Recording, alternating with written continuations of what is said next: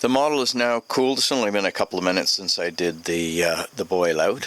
The model's now cooled and it's pretty dry, so I can go ahead and start doing the block out. Our teeth are cleaned there. This all fits nicely onto the model, so everything's good. What I'm going to block out, as you found on your first partial that you did, the thumb partial, it didn't have a great deal of undercuts, so you got that off without too much trouble. This one has more undercuts. We've got more undercuts here along the gingival of the posterior teeth. We've also got more undercuts here on the proximal of the so right there we've got undercut, and over here we've got undercut. What's going to happen when you process your acrylic is, if we don't block these out a little bit, the acrylic's going to go into that undercut. It's going to lock your partial onto the model, and then you're just going to break all the teeth getting them off. Okay. So by blocking this out with a little bit of wax, we keep the acrylic from going in there.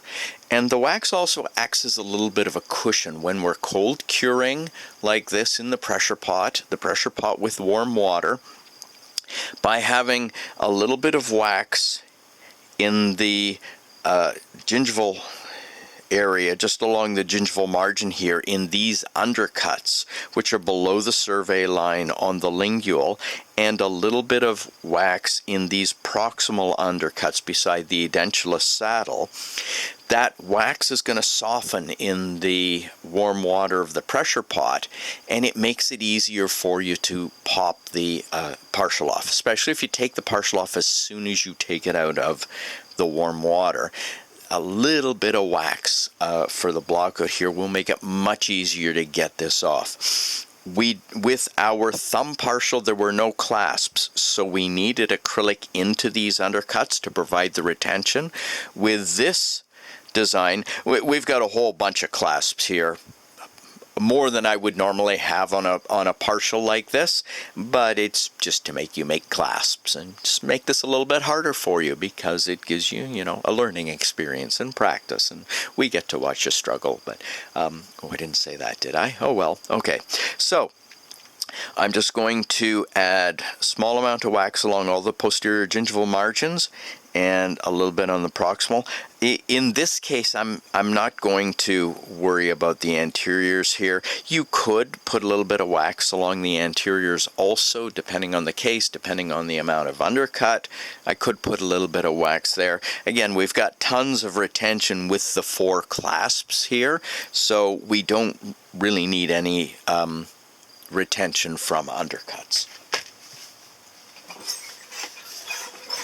I'm just going to use so this is a Highland carver with a spoon end. I like this. I want to use a small spoon for this. I don't want to use a great big spoon like the Farnstock wax knife or the number 7. These are going to give me too much wax for what I need to do here. Another one that would work well for this would be your Zale carver, which you guys have. I have one here somewhere. I think I left it over at my processing bench. Oh, there it is right there. So here's the Zale. You have one of these. This will work also. This will give you just the small amount of wax that you need. I'm also going to use, this is a Lacron that it's got a flat spine to the blade, and when I'm doing the undercut on the proximal here, when I'm blocking out an undercut, I like this nice flat spine because it lets me even up and make the wax nice and straight. Most of our blades have curves on the spine. Makes it a little harder to get a nice straight wax surface with a curved blade.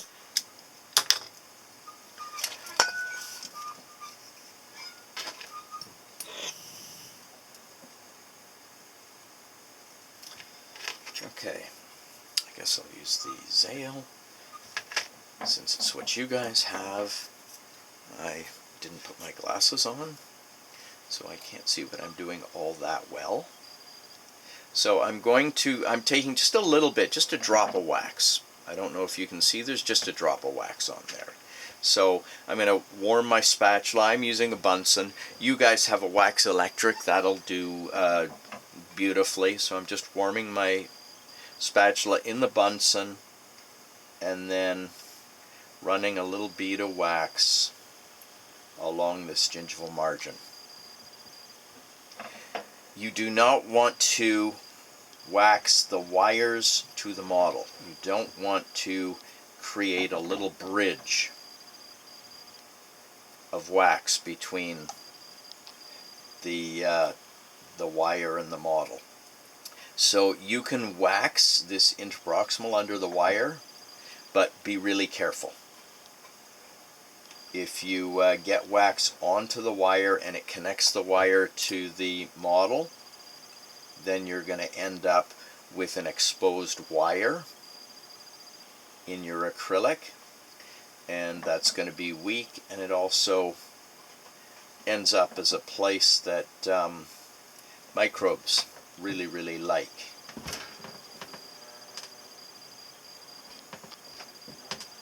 So just a little bit of wax all the way around, just at the gingival margin.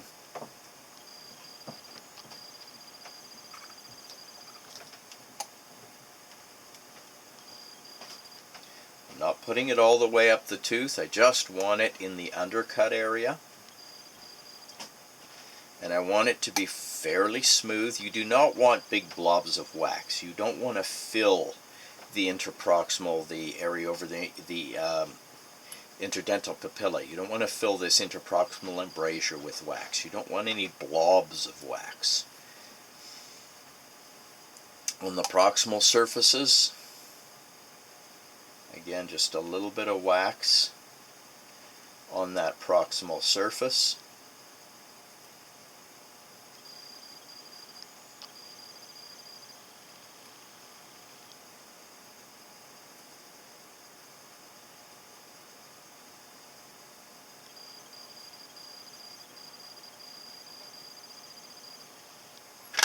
And now with my straight bladed Lacron, I can just go over this and very gently take off any excess that I want to. My model's just a little bit moist still, so I'm just going to warm my blade in the Bunsen just a touch so that it'll cut the wax a little more easily and not pull it off the model.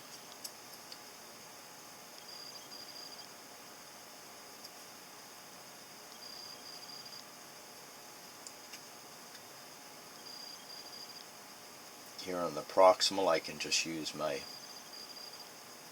the flat side of the blade to smooth out that wax by warming it a bit.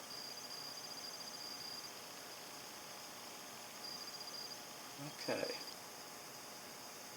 Well, seeing as I don't have my glasses on at the moment, it looks pretty good. I may get my glasses and think it looks horrible, but I don't have it close enough to the camera right now so that if I did make a complete muck-up of it, you guys can see anyways, so I guess I'm safe. And now I'm just going to make sure that the matrix goes on. You want to make sure that you haven't put so much wax for your blockout that it's going to make it so the matrix doesn't seat. And I can pull it off and take a look at the wax and see if the teeth have made any impression into the wax. If the teeth have made a shiny spot in the wax, then there's a little bit too much blockout there, and it's running into the tooth. So I'm just going to reduce that area a little bit.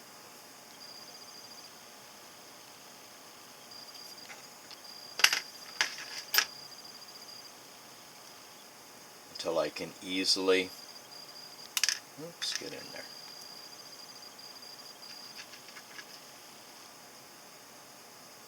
until I can easily place the tooth, or sorry, place the matrix and it seats. And there we go. So you can see that the matrix is seated on the model. As soon as that focuses, you can see that the matrix is nicely seated on the model. Okay, so when you're doing all of this, though, you know, I've been recording this in all separate steps. There is no need to rush through this process. There's no need to rush all of this, other than the fact that, you know, we're only giving you one class to get it done. But that's tons and tons of time to get this done. Each of these steps is a separate step. There's no need to try and cram them all together. There's not one of these steps that depends on another step. You can do a step, put it aside, come back later, do the next step, put it aside, come back later. Each step is a separate phase. So make sure that you're prepared for the step you're doing. You've got everything you need for that step. Don't worry about the other steps. Just do what you're doing. Do your tooth setup, do your wire bending, matrix the wires, wax up the teeth. All of that stuff is separate. Make the matrix for the teeth, that's separate. Boil out the wax, that's separate. Everything is a separate step, so just concentrate on having what you need and doing a good job on the step that you're working on. You don't have to worry about any of the other steps, just what you're doing. Okay, I'm going to,